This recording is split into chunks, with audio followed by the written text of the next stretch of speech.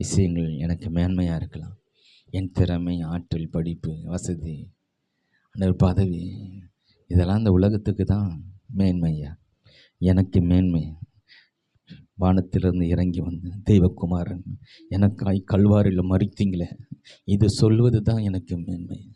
அவரே வந்து எனக்காய் மரித்தார் என்பது அதுதான் எனக்கு மேன்மை. ஆண்டவரே, உங்கள் எல்லாருக்கும் அதுவே மேன்மை தகப்பனே. இந்த மேன்மையை புரிந்து கொள்ள உதவி செய்யுங்க. இயேசுவின் நாமத்தில் ஜெபங்களும் நல்ல பிதாவே. அல்லேலூயா. சிலுவையே 3 விதமான சிலுவையா இன்றைக்கு நான் உங்களுக்கு காட்டப் போகிறேன் இல்லையா? ஒரு சிலுவை, இயேசு கிறிஸ்து கூட 2 கல்லர்களை சிலுவையில் அறிந்தார்கள். அதுவும் சிலுவை தான். அதுவும் அந்த சிலுவை அவங்களுக்கு ஏன்? தாங்கள் செய்த குற்றத்திற்காய், தாங்கள் செய்த மீறுதலுக்காய், தாங்கள் செய்த பாவத்திற்கான தண்டனை. இது அவர்களாய் போய் மாட்டிக்கிட்ட ஒரு சிலுவை, அவர்களாய் தேடிக்கொண்ட ஒரு சிலுவை தான் அந்த கல்லர்களுடைய சிலுவை இல்லையா? இன்னொரு சிலுவை, இயேசு நமக்காக இயேசு கல்வாரி சிலுவையில் சுமந்த சிலுவை. இந்த சிலுவை நம்மை விடுதலையாக்குது, சுகமாக்குது, நம்மை ரட்சிக்குது, மறுபடியும் பிறக்கச் செய்து பரலோகத்துக்காக நம்மளை தகுதிப்படுத்துது, நம்மை மீட்டெடுக்கிறது. இது நமக்காய் இயேசு சுமந்த சிலுவை. 3வது சிலுவை, நாம் இயேசுவுக்காய் சுமக்கிற ஒரு சிலுவை. அல்லேலூயா. இந்த 3 சிலுவை குறித்து தான் இன்றைக்கி நம்ம தியானிக்க போகிறோம்.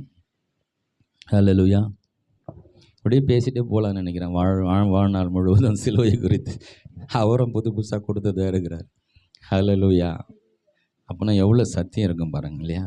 வேதம் முழுவதும் நம்முடைய வாழ்நாள் முழுவதும் ஆராய்ந்து தேடினாலும் நமக்கு இன்னும் சத்தியம் புதையல் போல் வந்து கொண்டே இருக்கிறது இல்லையா? எவ்வளோ சத்தியங்கள், எவ்வளோ ஆழமான காரியங்கள் ஆண்டவர் வைத்திருக்கிறார். இதெல்லாம் தெரிந்து கொள்வதற்கு நமக்கு வாழ்நாள் போதாது.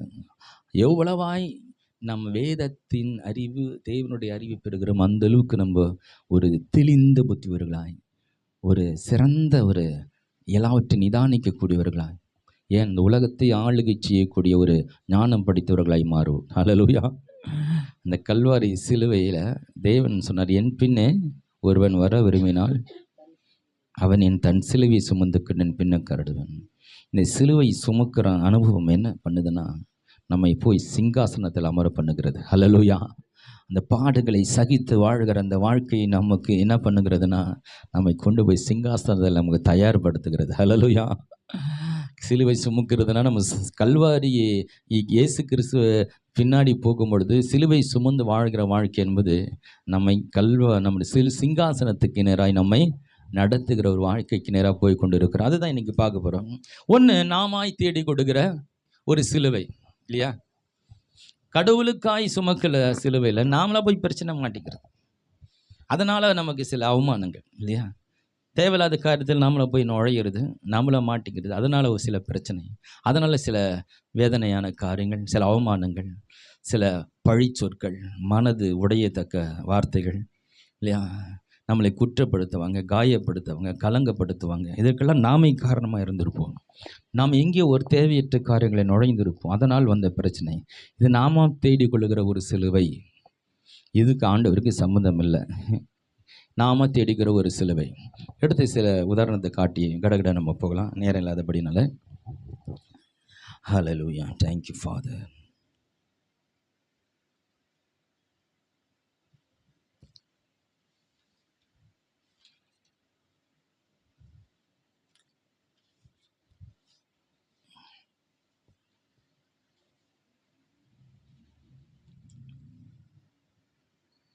தாவீது 2 சாமுவேல் புத்தகம் 7ஆம் அதிகாரத்தில் 8-9 வசனங்களை வாசிக்கலாம்.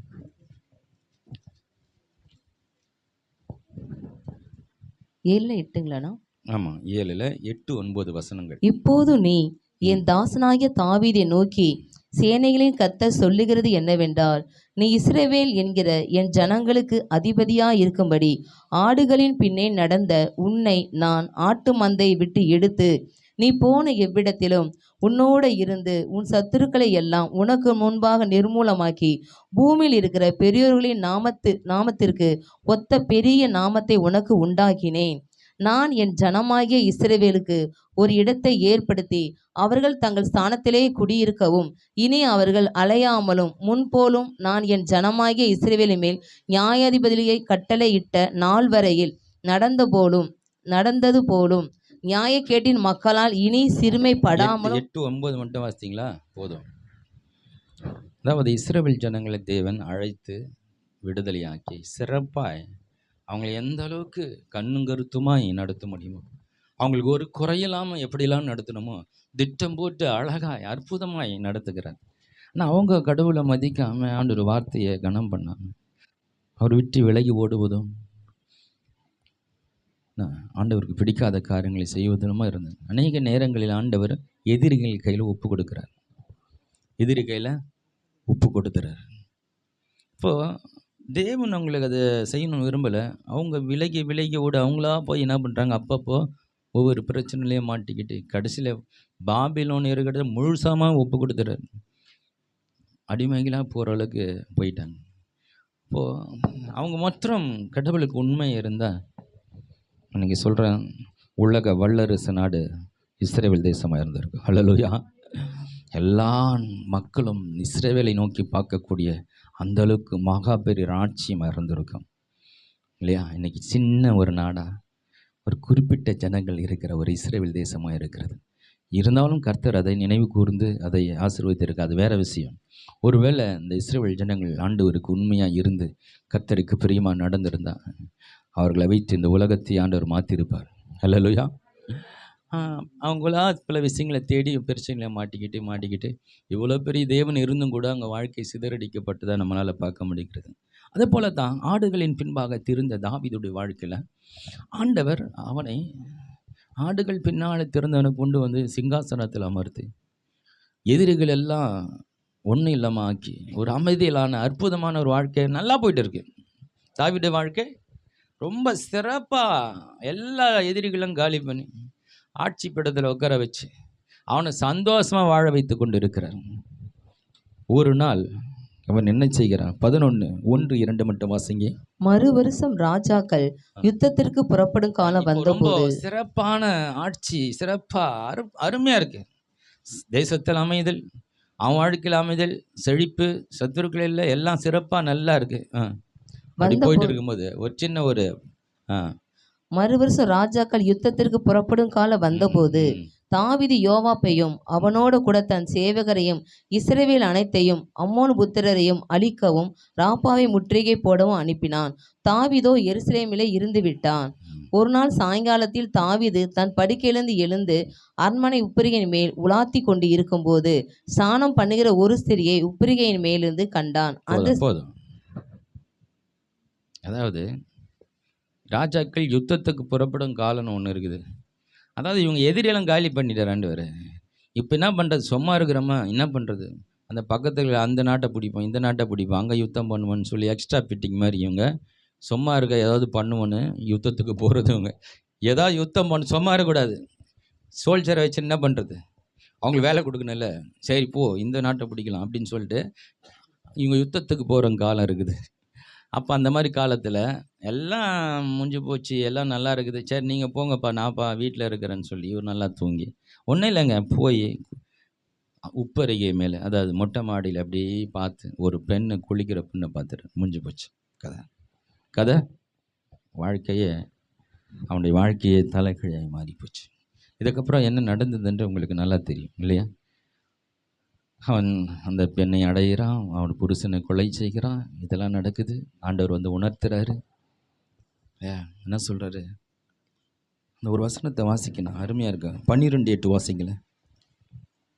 உன் ஆண்டவனுடைய வீட்டை உனக்கு கொடுத்து உன் ஆண்டவனுடைய ஸ்திரீகளையும் உன் மடியிலே தந்து இஸ்ரவேல் வம்சத்தையும் யூதா வம்சத்தை உனக்கு கையளித்தேன். இது போதாதிருந்தால் இன்னும் உனக்கு வேண்டியதே தருவேன். சொல்றேன் ஆண்டவர், உனக்கு ஏன்பா வேண்டாத வேலை? உனக்கு எல்லாமே இருக்குதே. உனக்கு மனைவிகள் இல்லையா, பெண்கள் இல்லையா, எல்லாமே இருக்குது, எவ்வளோ வேணால் இருக்குது, இன்னும் கூட கொடுக்குற தயாராக இருக்கிறேன்.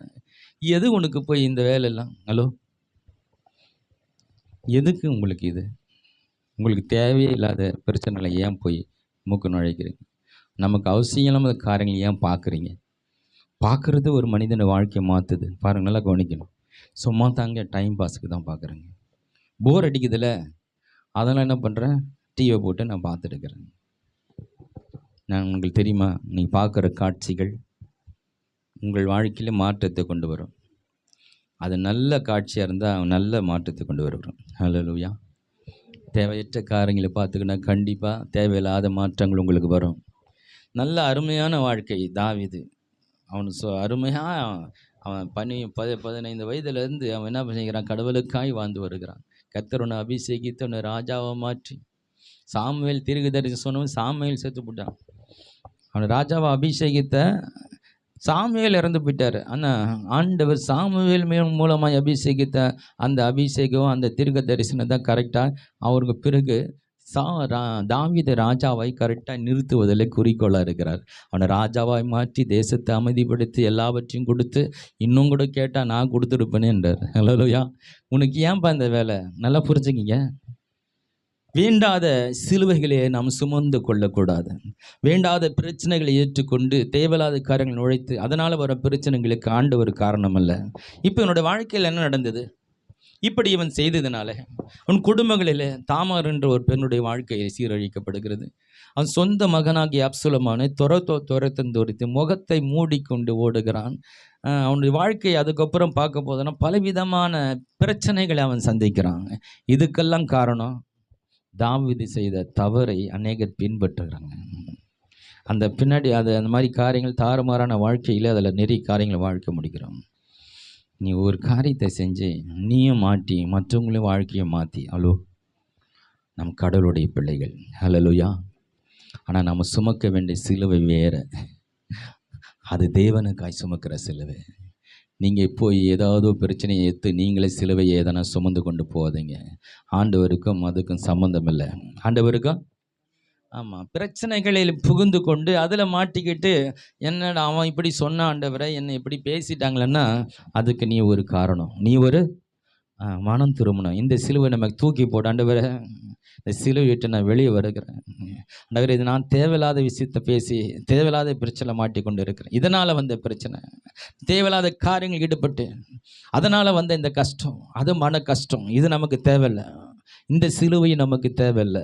நாமெல்லாம் சிலுவையை தேடி போகக்கூடாது. நாம் சுமக்க வேண்டிய ஒரு சிலுவை ஒன்று இருக்கிறது. அப்போது நம்ம எடுத்து இப்போ நமக்காக இயேசு சுமந்த சிலுவை பற்றி பார்க்கலாம். நாமெல்லாம் சிலுவை தேடி போக தேவையில்லை. தேவையற்ற காரியங்களை போய் பிரச்சனையில் மாட்டிக்கிட்டு அதனால் வர மன கஷ்டம், அவமானம், குற்றச்சாட்டுகள், இதெல்லாம் காரணம் நாம.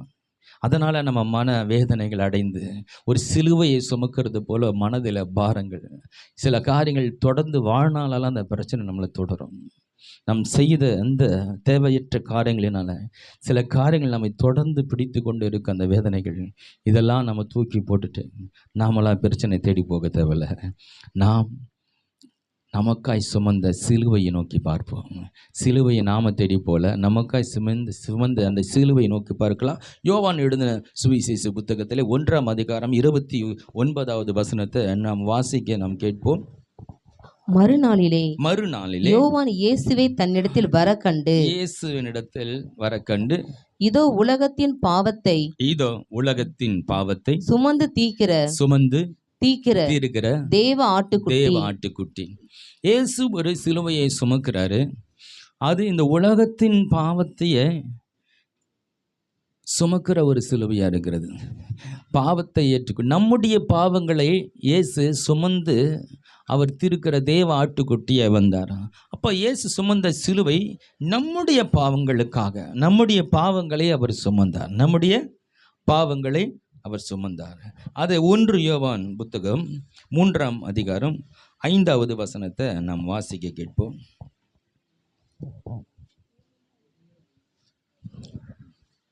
அவர் நம்முடைய பாவங்களை அவர் நம்முடைய பாவங்களை சுமந்து தீர்க்க வெளிப்பட்டார் என்று அறிவீர்கள். அவரிடத்தில் பாவம் இல்லை. அவரிடத்தில் பாவமே இல்லை. இங்க பாருங்க, அவர் பாவம் இல்லாதவராய் இருந்தார். அவர் நம்முடைய பாவங்களை சுமந்து நமக்காக அவர் கல்வாரி சிலுவையை சுமந்து அவர் நமக்காகவே அவர் ஜீவனை கொடுத்து நமக்காகவே அவர் மரிக்கிறார். இப்போ இந்த கல்வாரி சிலுவையை நம்ம பார்க்குறோம்.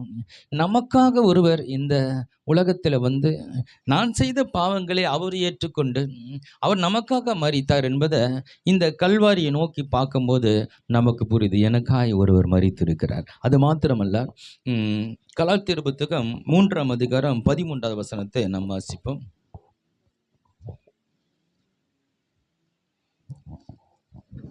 மரத்திலே தூக்கப்பட்ட எவனும் சபிக்கப்பட்டவன் என்று எழுதியிருக்கிறபடியே கிறிஸ்து நமக்காக சாபமானார். நியாயப்பிரமாணத்தின் சாபத்திற்கு நம்மை நீங்களாக்கி மீட்டு கொண்டார். இங்கே பார்க்கிறோம், நம் மேல் இருந்த நாம் செய்த பாவத்தை மாத்திரம் அவர் சுமந்து கொள்ளவில்லை, பாவத்தினால் வந்த அந்த சாபத்தையும் கூட அவர் சுமந்து கொண்டார் இல்லையா? பாவம் செய்யும் போது கூட என்ன வருது? சாபமும் வருகிறது. ஹலோ,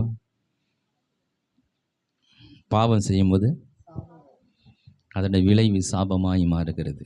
ஹல்லேலூயா. ஒருத்தரை நாம் ஏமாற்றும் பொழுது அதன் மீது சாபமாய் வரும்.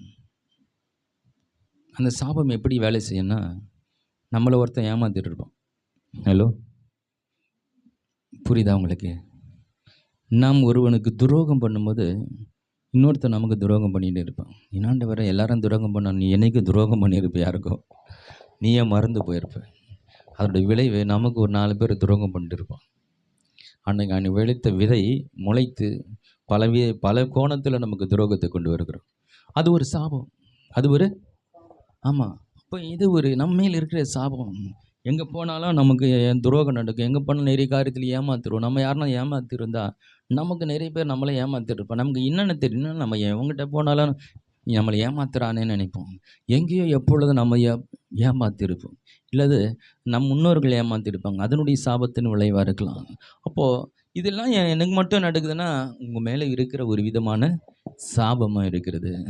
இந்த சாபத்தையும் இயேசு சுமந்து கொண்டார். ஹல்லேலூயா. நீ செஞ்ச பாவம், நீ செய்த உன்னால் வந்த சாபம், முன்னோர்கள் சாபம், தலைமுறை சாபம் எல்லாவற்றையும் இயேசு சுமந்து கொண்டார். ஹல்லேலூயா. இதை கேட்கும் போது ஒரு சந்தோஷமாக இருக்குல்ல? ஹல்லேலூயா. யாரோ என்னைக்கே கண்ணுக்கு தெரியாத என்னோட முன்னோர்கள் செய்த அந்த சாபத்தை கூட நீங்கள் சுமந்துட்டீங்க. நான் கண்ணுக்கு தெரிஞ்ச அந்த செய்த பாவத்தினால் வந்த சாபத்தை நீங்கள் சுமந்துட்டீங்க. அப்பா, எல்லாமே பரிகரிக்கப்பட்ட ஒரு அற்புதமான ஒரு சிலுவை. ஹல்லேலூயா. அது மாத்திரமல்ல, மார்க் எழுதின சுவிசேஷ புத்தகம் 15ஆம் அதிகாரம் 28வது வசனத்தை வாசிப்போம்.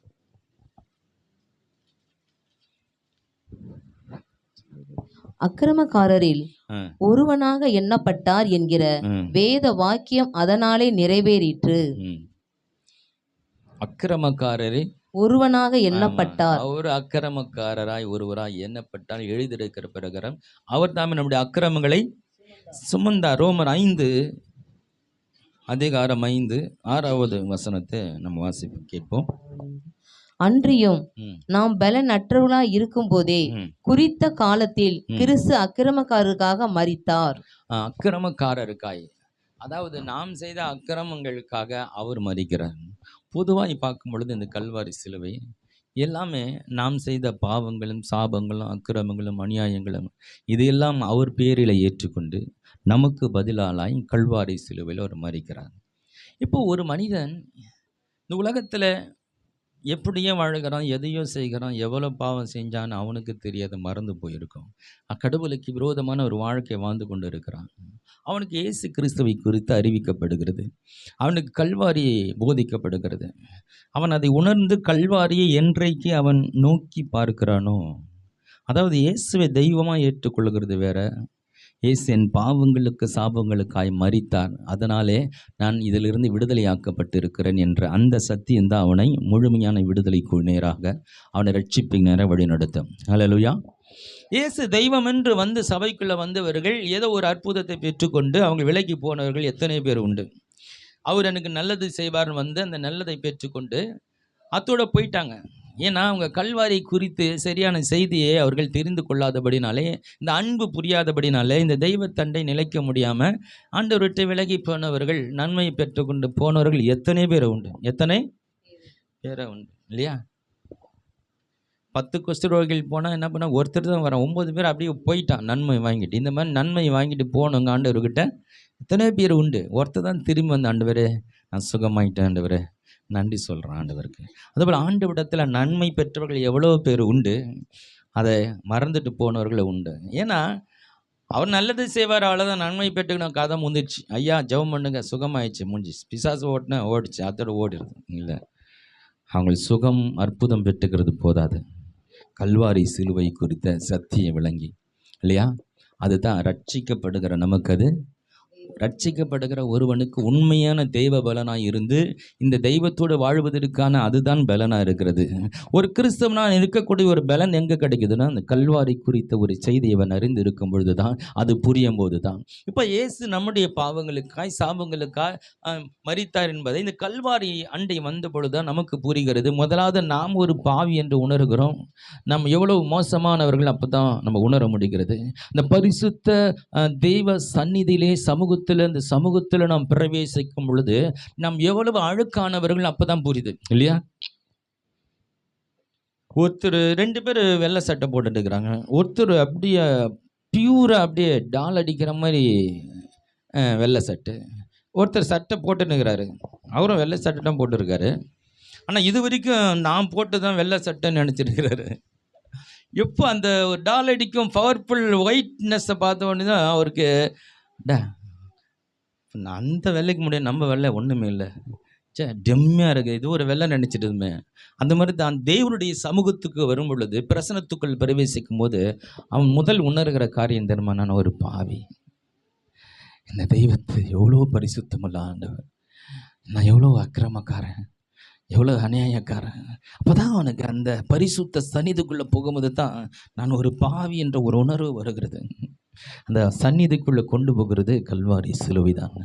அப்போது அந்த கல்வாரி நோக்கு பார்க்க ஆரம்பிக்கும் பொழுது என்ன நடக்குதுன்னா, என் பாவத்தை அவர் பரிகரித்தார், என் சாபத்தை அவர் ஏற்றுக்கொண்டார் எனும் பொழுது நான் மனம் திரும்பி என் பாவத்தை ஏற்றுக்கொண்ட தெய்வத்துக்காய் நான் அவருக்காய் வாழப்போகிறேன் என்று அவன் மறுபடியும் பிறந்து புது சிருஷ்டியாய் மாறி தன் வாழ்க்கை அர்ப்பணித்து அன்று முதல் தன்னுடைய வாழ்க்கையை இந்த கல்வாரி சிலுவையிலிருந்து தன்னுடைய வாழ்க்கையை துவங்குகிறான். ஹல்லேலூயா. ஒரு உண்மையான கிறிஸ்துனுடைய வாழ்க்கை அற்புதத்திலிருந்து துவங்கல, கல்வாரியிலிருந்து துவங்குகிறது. ஹல்லேலூயா. அற்புதத்திலும் துவங்கினா எல்லாருமே ஆண்டவரை பற்றி பிடிச்சிருக்கணும். ஆனால் நிறைய பேர் விலகி போயிட்டாங்க, நிறைய பேர் அற்புதத்தோட நன்மை பெற்றுக்கொண்டு போயிட்டாங்க. அதை அவங்கள நிலைக்கவே, அவங்க கிறிஸ்துவுக்குள்ள நிலைக்காமல் போயிட்டாங்க. அப்போது இங்கே கல்வாரி சிலுவையில் இருந்தால் ஒரு உண்மையான கிறிஸ்துவனுடைய வாழ்க்கை ஆரம்பிக்கிறது. ஹல்லேலூயா. இப்போ கல்வாரி புரிய என்ன நடக்குதுன்னா, நமக்குள்ள இருக்கிற சாபங்களும் நமக்குள்ள இருக்கிற பாவம் இவை எல்லாவற்றிலும் விடுதலையை உணர்கிறோம், சுகத்தை உணர்கிறோம், ஆசீர்வாதத்தை உணர்கிறோம், எல்லாம் நம்முடைய வாழ்க்கையிலே வந்து கொண்டு இருக்கிறது. ஹல்லேலூயா. என்றைக்கு புது வாழ்க்கையை துவங்கி கர்த்தருக்காக கர்த்தரோடு நடக்க ஆரம்பிக்கிறோமோ, நமக்குள்ள இருக்கிற சாபங்கள் பாவங்கள் எல்லாம் விலகி ஓடி ஆசீர்வாதங்களும் சந்தோஷமும் சமாதானமும் நம்மை ஆளுகை செய்ய ஆரம்பிக்கிறது. நாம் ரட்சிப்பின் சந்தோஷத்தில் களிகூர்ந்து வாழ்ந்து கொண்டு இருக்கிறோம். தொடர்ந்து நாம் என்ன செய்து கொண்டிருக்கிறோம்? மறுபடியும் இந்த கல்வாரியை நோக்கி கொண்டு இருக்கிறோம். ஹல்லேலூயா. முதலாவது நம்ம அவரை நோக்கி பார்க்கும் போது நமக்கு விடுதலை, சுகம், ஆசீர்வாதம், ரட்சிப்பு, மறுபிறப்பு இதெல்லாமே நமக்கு எல்லா விதமான ஆசீர்வாதங்களும் ஒரு இடத்தில் பெற்றுக்கொண்டே இருக்கிறோம்.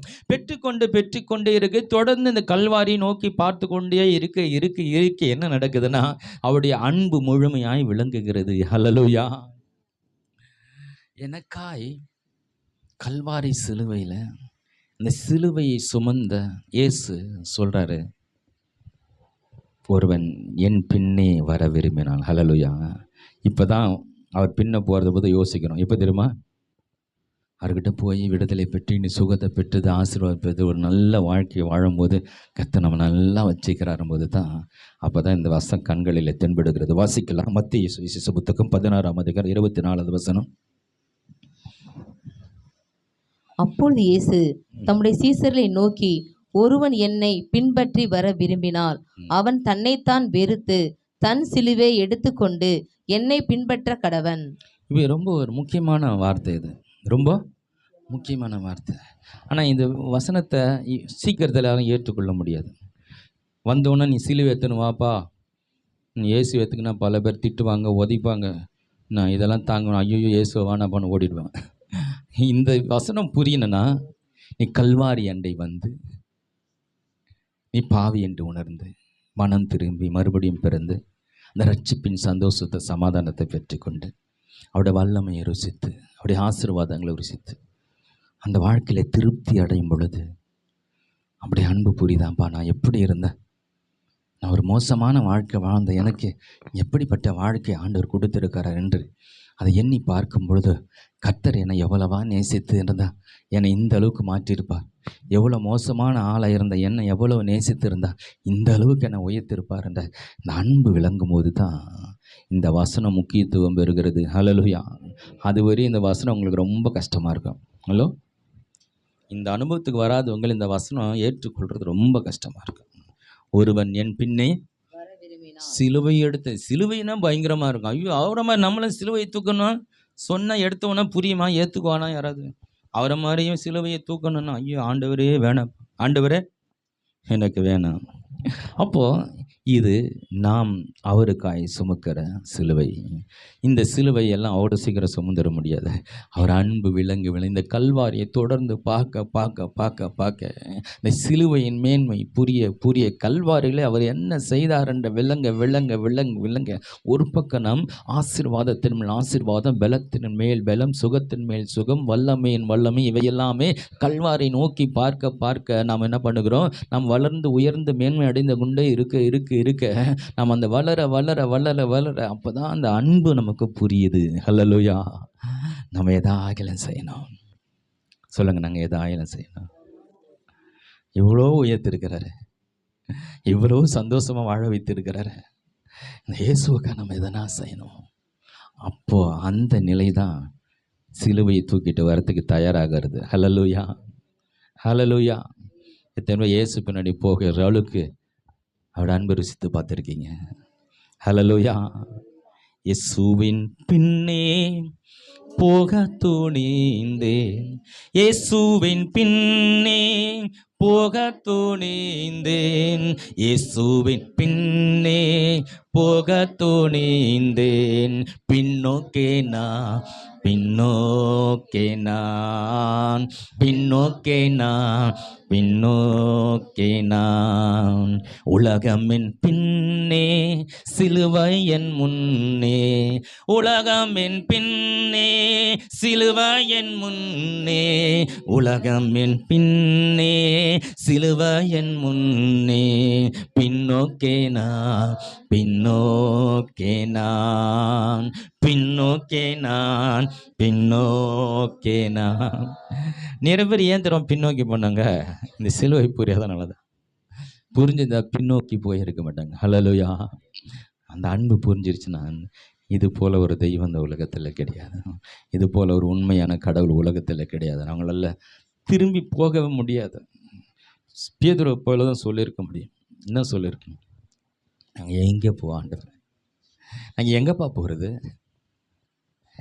எங்கே போனாலும் எங்களை காயப்படுத்துகிறாங்க, எங்களை தகுதி இல்லாதவன்னு சொல்கிறாங்க, எங்களை மேலே வராதபடி அழுத்துறாங்க, எங்கள் குறைகளை சுட்டி காட்டுறாங்க, எங்களை பலவீனப்படுத்துகிறாங்க, எங்களை வாழ விடமாட்டுறாங்க.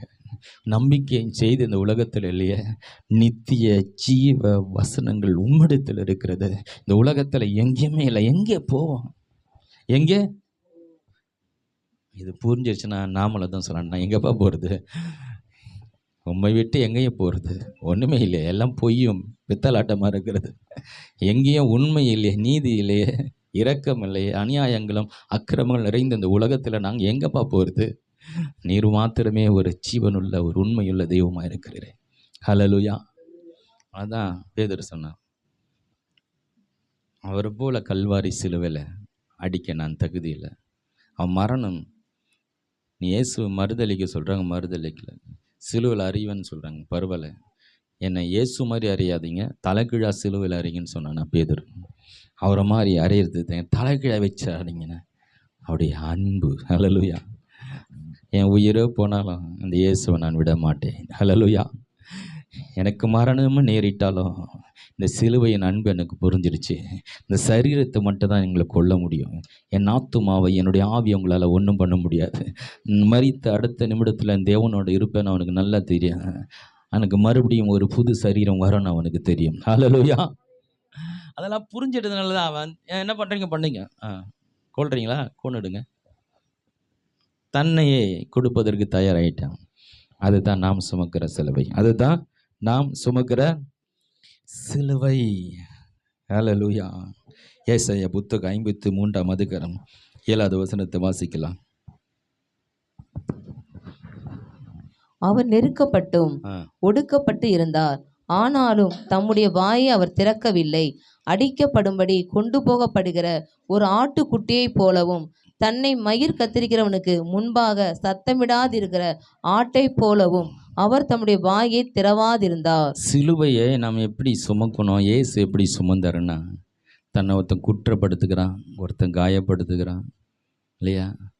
அங்கெல்லாம் சிலுவையில் இதெல்லாம் நடக்குது. ஒருத்தன் அவமானப்படுத்துகிறான், ஒருத்தனுடைய வஸ்திரத்தை உரிந்து கொள்ளுகிறான், ஒருத்தன் கேவலமாக பேசுகிறான்.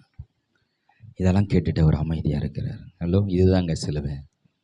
ஆண்டவருக்காய் ஏதாகிலும் செய்யும் பொழுது, ஆண்டவருக்காய் நிற்கும் பொழுது, அவர் நாமத்தை உயர்த்தும் போது உன்னையும் இப்படி சொல்லுவாங்க, உன்னையும் கேவலமாக பேசுவாங்க. உனக்கு சிலுவையை நான் சுமக்கிறேன்னு நினச்சிங்க. ஹல்லேலூயா. என் இயேசுவுக்காய் இதை நான் ஏற்றுக்கொள்ளுகிறேன், சகித்து கொள்ளுகிறேன். கடவுளுக்காய் நிற்கும்போது இன்னும் ஒரு மாதிரி பேசுவாங்க. அதை சகிச்சுட்டு இருக்கிற தெரியுமா? திருப்பி அடிக்கணும் போல இருக்குது, அடிக்காமல் அப்படி கையை கட்டி வச்சுக்கிறேன் இல்லையா? திருப்பி பேசணும் மாதிரி இருக்கும், பேச அமைதி ஆயிரல. அதுதாங்க சிலுவை. அதுதான் சூழ்நிலை மத்தியில், பிரச்சனை மத்தியில் அமைதியாய் மயிர் கத்திருக்கிற ஆட்டை போல ஆண்டவர் என்ன பண்ணுற, அமைதியாக இருக்கிறார். ஒரு பக்கம் அவன் கேவலப்படுத்துகிறான், ஒரு பக்கம் இங்கே இவன் அசிங்கப்படுத்துக்கிறான், ஒரு பக்கம் குற்றப்படுத்துக்கிறான், ஒருத்தன் நீ தெய்வனுடைய குமாரனா இறங்கி ஏதாவது பண்ணுன்றான். அவரால் பண்ண முடியாதா? அவர் அமைதியாக இருக்கிறார். எல்லா சூழ்நிலையில தாங்கி கொண்டு, சகித்து கொண்டு, பொறுத்து கொண்டு இருக்கிறதாங்க சிலுவை. ஹல்லேலூயா. அவருடைய நாமத்திற்காக, என் தேவனுடைய நாமத்திற்காக நான் இருக்கும்போது எந்த அவமானங்களும், எந்த குற்றச்சாட்டுகள் எது வந்தாலும் கூட நான் அமைதியாக நின்று பொறுமையாய் அதை சுமந்து கொண்டு போகிறோம் பாருங்க. அதுதான் சிலுவை. அதுதான் சிலுவை. நாம் அவருக்காக உண்மையாக இருப்போம். ஆனால் நம்மளை உண்மை இல்லாதவன்னு சொல்லுவாங்க. நாம் தவறை செஞ்சிருக்க மாட்டாங்க, ஆனால் தவறு செஞ்சவனு குற்றப்படுத்துவாங்க இல்லையா? நமக்கு சம்மந்தம் இல்லாத நம்மளை அவமானப்படுத்துவாங்க. இதெல்லாம் நமக்கு நடக்கும். இதெல்லாம் இங்கே என்ன நடக்குது? ஏன் அவர் சிலுவையை நம்ம சுமக்க சொல்கிறாரு? ஏன் இதெல்லாம் பொறுத்துக்க சொல்கிறாரு? என் பின்னே வர விரும்பினா இப்படிப்பட்ட அவமானங்களும் இந்த கஷ்டங்களும் வரும். அப்படி வந்தால் ஏன் அதை சுமக்கணும்? அவரோடு கூட பாடுகளை சகித்தால் அவரோடு கூட நம்மளை சிங்காசனத்தில் உட்கார வைக்கிறதுக்காக அவர் நம்மளை சிலுவையை சுமக்க சொல்லுகிறார். ஹல்லேலூயா. இந்த உலகத்தில் நீங்கள் சிலுவையை சுமந்து கொண்டு இருக்கீங்க, ஆண்டவர் உங்களை தயார்படுத்துகிறார். இந்த பொறுமை, இந்த தாழ்மை, இதெல்லாம் பொறுத்து கொள்கிறது, சகித்து கொள்கிறதெல்லாம் உங்களை ஞானிகளாய் மாற்றுகிறது. ஹல்லேலூயா. உங்களை புத்திசாலிகளாய் மாற்றுகிறது. பிரச்சனை மத்தியில் அமைதியாய் தாழ்ந்து போகிறது. உங்களை புத்திசாலிகளாய் இந்த சிங்காசனத்தில் அமர்வதற்கு உங்களை தகுதிப்படுத்துகிறது. 2 தீமோத்தேயு புத்தகம் 2ஆம் அதிகாரம் 12வது வசனத்தை வாசிக்கலாம்.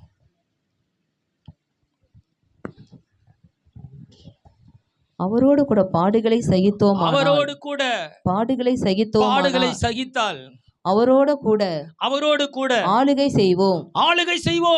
நாம் அவரை மறுதலித்தால் அவரும் நம்மை மறுதலிப்பார். ஹலோ, நல்லா கவனிங்க இந்த வசனத்தை. நம்மளை கேலி பண்ணுறாங்களேன்றதுக்காக இல்லை, நான் சர்ச்சுக்கெல்லாம் போகிறது இல்லைங்க. நான் சும்மா போயிட்டு அவ்வளோலாம் நான் இல்லை, சும்மா நானும் போயிட்டு வந்துடுறேன் இப்படி சொல்கிறது சிலர். நான் ஆண்டவரை ஏற்றுக்கொண்டு ஆண்டவர் தான் வாழணும்னு சொல்கிறதுக்கு தைரியம் இல்லை. சும்மா சர்ச்சுக்கு போயிட்டு நான் வந்துடுவேன். அங்கே சொல்லணும், இந்த தெய்வத்தை நான் சொந்த ரட்சகராக ஏற்றுக்கொண்டு இருக்கிறேன், அவருடைய அன்பை நான் உணர்ந்து இருக்கிறேன், இவர் மையான தெய்வனை நிற்கணும். ஹல்லேலூயா. அப்படி சொல்லும் போது பாடுகள் வரும். பல கேள்விகளை கேட்பாங்க, உன்னை குற்றப்படுத்துவாங்க, உன்னை அசிங்கமாக பேசுவாங்க. அந்த இயேசுவுடைய நாமத்திற்காய் நீ நிற்கும் பொழுது அதனால் உனக்கு பாடுகள் வரும். அதுதான் சிலுவை. அந்த சிலுவையை நீ சகித்தால், நீ ஏற்றுக்கொண்டால், அனுபவித்தால், நாம் அவரோடு கூட ஆளுகை செய்வோம். ஹல்லேலூயா. நீ கிறிஸ்தவனாக இருக்கிறதுனால, கிறிஸ்துவை சொல்கிறதுனால, அவருக்கு உண்மையாக இருக்கிறதுனால, நீ சாட்சியை வாழ்வதனால அநேகருக்கு இந்த உலகத்தில் பிடிக்காது. உங்கள் காயப்படுத்துவாங்க, குற்றப்படுத்துவாங்க, கேவலமாக பேசுவாங்க.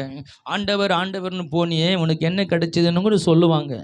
உனக்கு ஒன்று நடக்கலன்னு சொல்லுவாங்க. அதெல்லாம் சகிச்சிட்டு, ஆண்டவரை நீர் ஜீவனுள்ள தேவன், நீர் உண்மையில் ஆண்டவர், நான் பொறுத்து கொண்டு உனக்காக நிற்கிற ஆண்டவரை, இந்த சிலுவையை நான் ஏற்றுக்கொள்கிறேன் என்று சொல்லியிருக்கும் போது உன்னை என்ன பண்ணுகிறேன்னா, உன்னை ஞானி ஆக்குகிறார். உனக்குள்ள அநேக குணாதிசயங்கள் உள்ளே வந்து கொண்டு இருக்குது. ஏன்னா நீ சிங்காசனத்தில் ஒரு நாள் உட்கார போகிற. ஹல்லேலூயா. சிலுவை நம்ம என்ன பண்ணுது? சிங்காசனத்தை கொண்டு போகிறது. ஹல்லேலூயா. கல்வாரி சிலுவையில் தான் நம்முடைய கிறிஸ்துவனுடைய வாழ்க்கை துவங்குது. நம்ம எங்கே வாழ்க்கையை முடிக்கிறோன்னா, அதை சிலுவையை சுமந்து சகித்து ஆண்டவருக்காய் வாழ்ந்து அநேக பாடுகளை இந்த உலகத்தில் ஏற்றுக்கொண்டு சகித்து கொண்டு, இல்லையா, என்ன இந்த மாதிரி காரியங்கள் கிறிஸ்துவனுக்கு வரும் பொழுது சகித்து கொண்டு வாழ்ந்து நம்ம வாழ்க்கையை இந்த சிலுவை சுமந்து முடிக்கும் பொழுது நமக்கு ஒரு கல்வாரி சிலுவையின் மூலமாக நமக்கு என்ன நடக்குதுன்னா, ஒரு சிங்காசனம் கிடைக்குது. ஹல்லேலூயா. சொல்லுங்க, நான் சிங்காசனத்தில் அமருவதற்காய், என் இயேசுவுக்காய் நான் சிலுவையை சுமப்பேன். அவருடைய நாமத்திற்காக நான் இருப்பேன். 1000 பேர் என்னை கேவலப்படுத்தினாலும், அவமானப்படுத்தினாலும், குற்றப்படுத்தினாலும், என்னை ஒதுக்கினாலும், என்னை தள்ளினாலும், என்ன வந்தாலும் நான் அவருடைய நாமத்திற்காக நான் நிற்பேன். அவரே இரட்சகர், அவரே ஆண்டவர், அவரே சிருஷ்டிகர் என்று நான் சொல்ல தயங்க மாட்டேன்.